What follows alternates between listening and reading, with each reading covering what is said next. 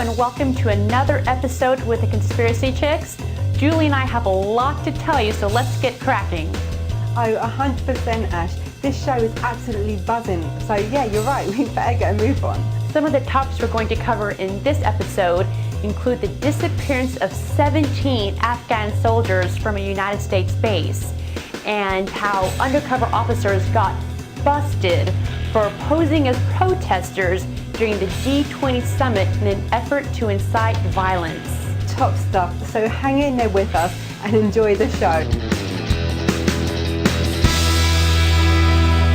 It seems the Gulf oil spill is still making the headlines. Yes, I know you're all getting pretty tired of it. But sometimes you just come across something that makes you sit up and take notice. And a thread on AboveTopSecret.com did just that, called Warning to Gulf Volunteers. Almost every cleanup worker from the 1989 Valdez disaster is now dead. The thread was started by the member Monkey See, Monkey Do. It's generated 76 flags and over 30 stars, making it on the hot list this week. It seems an expert has come forward warning of the dangers of volunteering in such a disaster, stating that the average life expectancy for those who were present in the 1989 Exxon Valdez disaster was 51 years of age. Deepwater Horizon is a much larger spill, so definitely a concern. Already there are reports of workers coming down with flu-like symptoms, and a local Pensacola news source even stated that 400 people had gone to their doctors with symptoms such as upper or lower respiratory problems. Other symptoms include headaches and nausea after trips to beaches in surrounding areas. Well, let's look at what the ATS members have to say. The member Ice Happy asked if this was the reason that BP won't let their workers wear respirators in order to cover up their sins in the future, or to prevent them from suing them in the future. A pretty harsh claim, but is there some truth to it? I'm in awe that people who take time to volunteer are put at an unknown risk, and I'm sure for those who are already helping, this piece of news comes as somewhat as a shock. I know I would be getting worried if I had just read this article. But is this article just propaganda in order to scare people into not helping with the spill? Many say that no proper study was done on the people that worked on the 1989 spill, which would then throw this completely out the window. It was 20 years ago. Many things have changed since then. Should we even make a comparison? Is it even dangerous to? Even if this article is correct, it may bear no resemblance on the Gulf oil disaster. The truth is, people are getting sick, and only time will tell if this is due to the oil or to other instances like the hot weather that has been affecting the areas lately. During the June G20 summit held in Toronto, undercover police provocateurs were busted for posing as regular protesters. ATS member History is Only His Story brings us the video footage with his topic, a G20 video you might not have seen. What essentially went down is that undercover agents operating under the guise of being regular protesters engaged in acts of vandalism and inciting others to violence. Other related images submitted by member T-Shades depict the protesters crashing store windows, damaging police cars, and setting fires. In the footage, you can clearly see the undercover plainclothes officers retreating behind a police line for protection after their identity is exposed. Another imposter shown being apprehended by the police is wearing the exact same kind of boots the uniformed officers who are detaining him are wearing. It was such an obvious inside job that the Quebec provincial police were forced to admit that they did in fact place undercover agents among the crowds in an attempt to incite violence. This is an example of a psychological operation, and this ultimately comes down to an attempt to trivialize at best and demonize at worst the act of public protest. One thing is for sure, the admission left citizens appalled at the injustice and hypocrisy of the police force's actions. A man of Russian descent by the name of Brian Alexic was arrested in LA. What makes this story different from almost every other story is that his life bears a striking resemblance to that of the movie personality Jason Bourne, according to many in the media. Police were called due to the smell of gas coming from his apartment. But what they found was far more interesting.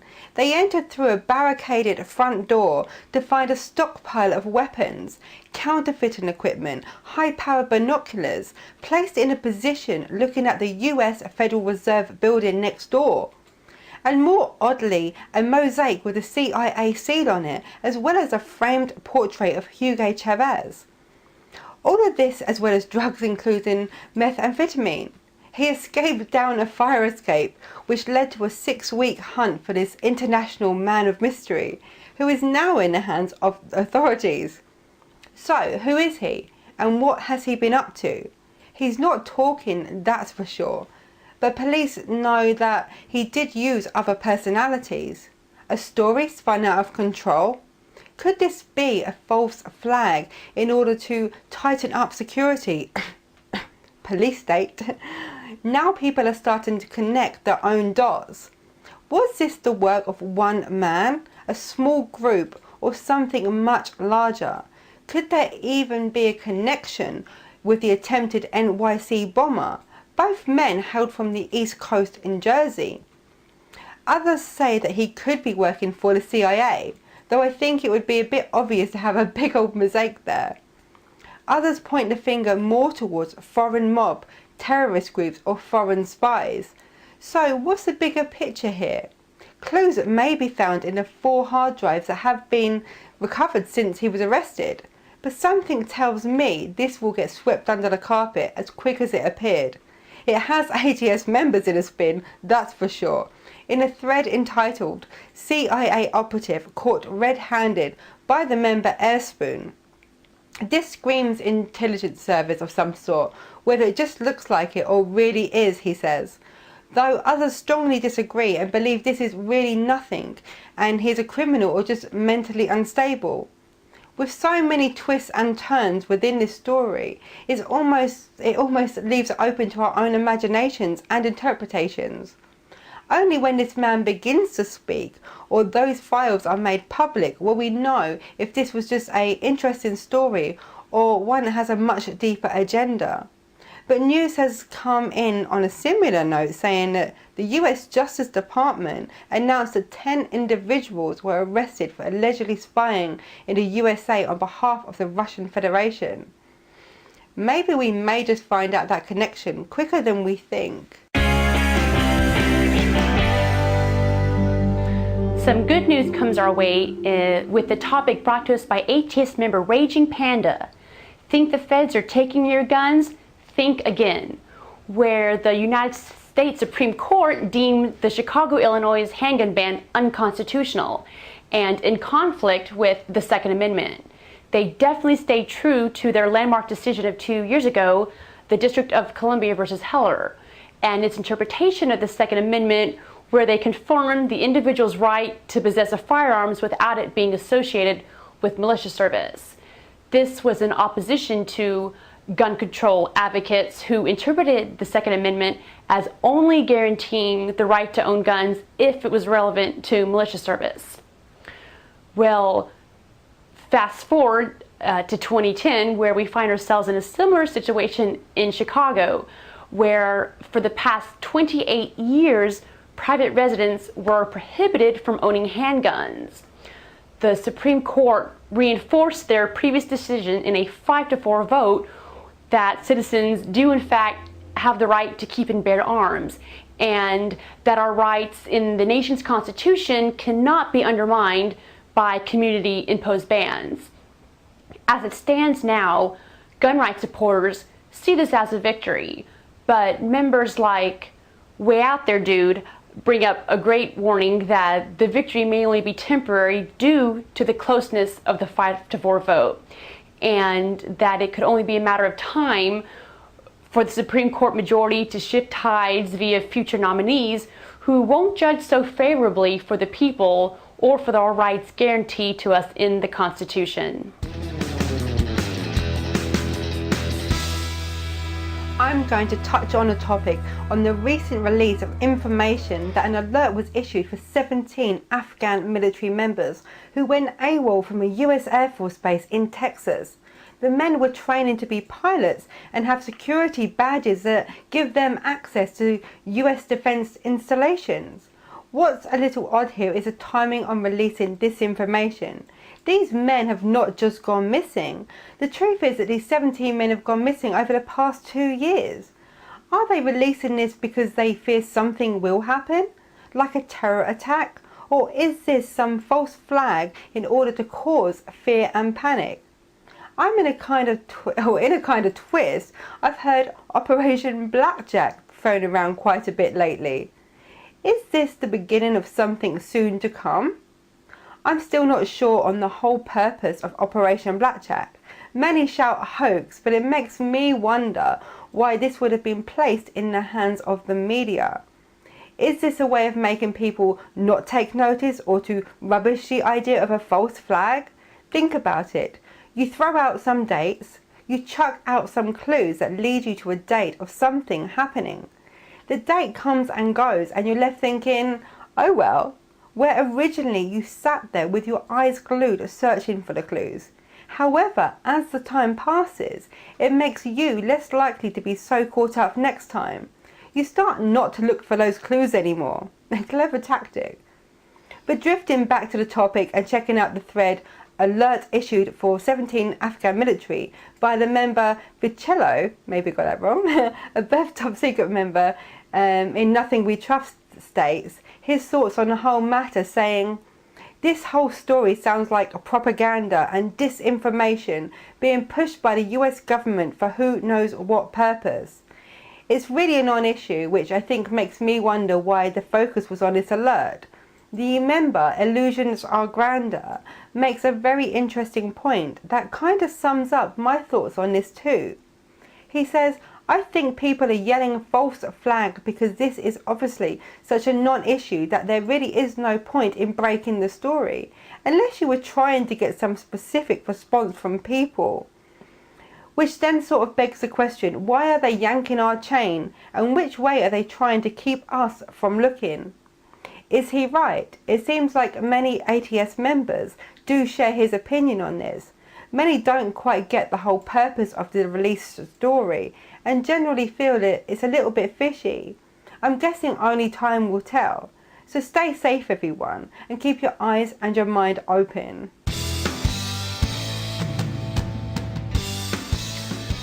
Well, here we go again.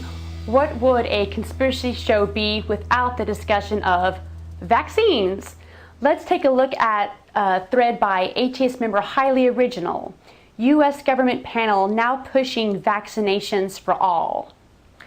After the swine flu and vaccination chaos of 2009, it looks like they're at it once more, only this year they plan to be a couple of steps ahead with the intention to push seasonal flu vaccines earlier than usual and to a wider base, which makes up 85% of the population. ATS member Payment asserts that with the recent healthcare reform, the government now has a larger interest in keeping us healthy. Member TJAC later adds that their belief that this is an example of pharmaceutical companies expanding their influence over Washington. Another suspicion is that in the past there generally has been no widespread campaign for universal seasonal flu vaccinations, as in really pushing the population to get vaccinated on a massive scale for the seasonal flu. However, this year things are shaping up a bit differently, and something that's not due to concerns for our health. You see, every year millions of vaccine doses remain unused and have to be discarded. Therefore, some conspiracy theorists speculate that this is nothing more than a way to push more vaccines for more profits instead of having millions of unused doses. Whatever the case may be, the old conspiracy slogan rings true: follow the money.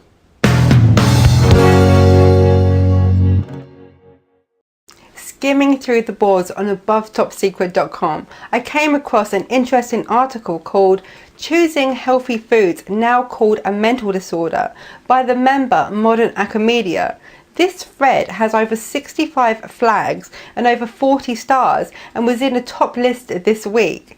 It states that allegedly the psychiatric industry are pushing for a condition called a healthy eating disorder for those who focus too much on eating healthy food. So eating healthy food can apparently have you classed with a mental disorder? Huh? Well, I may as well go and take my meds now. It seems that they believe that focusing on a healthy food is just as much as an issue as focusing on junk food. The proper name for this is orthorexia nervosa, meaning nervous of eating the correct food in Latin. People suffering this condition are believed to, in general, not like to touch sugar or foods that contain pesticides, herbicides, or contain artificial additives. I don't blame them. In this day and age, it seems like pretty much everything is bad for you. The ATS member Live Free or Die 306 says on the matter, "I completely understand where this uproar is coming from, but must add a bit from my own experiences. Healthy eating is obviously incredibly important, but the anxiety of doing so can create mental strife in people who are prone to obsessive compulsive and or self-harming behaviours." I get the point, and on that level I do agree, but I fear name giving or stereotyping is a dangerous game. But come on, are they just trying to make a mountain out of a molehill? Surely eating foods that don't contain all the crap is better for us than anything else out there. I'm surprised they have no name for junk food yet. Junk food-itis, perhaps? So what's the conspiracy here? Are they pushing us to eat the stuff that does contain chemicals, with their genetically mutilated crops containing all sorts? It brings up another theory where people believe that they really are trying to poison our food for a bigger purpose. The general feel is that this is pretty ridiculous, though others feel that focusing too much on anything is bad for you. Now, I do agree there's always an extreme, but let's hope the psychiatric industry don't push this one to the extreme. Someone pass the broccoli?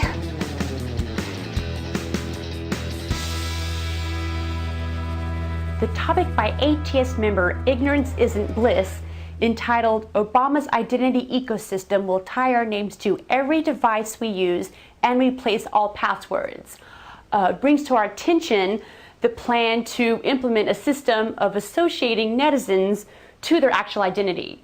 Or in other words, on June 25th, 2010, the Obama administration released what is known as the Draft National Strategy, which entails replacing individual logins and passwords with one all-encompassing authentication that connects that person's real identity to online activity, such as banking, social networks, forums, and emails. This also includes mobile devices, USB drives, smart cards, and other various electronics and software. Now, of course, we're being told this is for our own protection. You know, you'd really think the line "for security purposes" would be a worn out excuse by now after legislation like the Patriot Act. But the government is indeed still on the shtick. Hey, they'll go for it if we tell them this is for their own protection. So here we are yet again at the expansion of Big Brother keeping an ever watchful eye over the citizens under the guise of safety and convenience.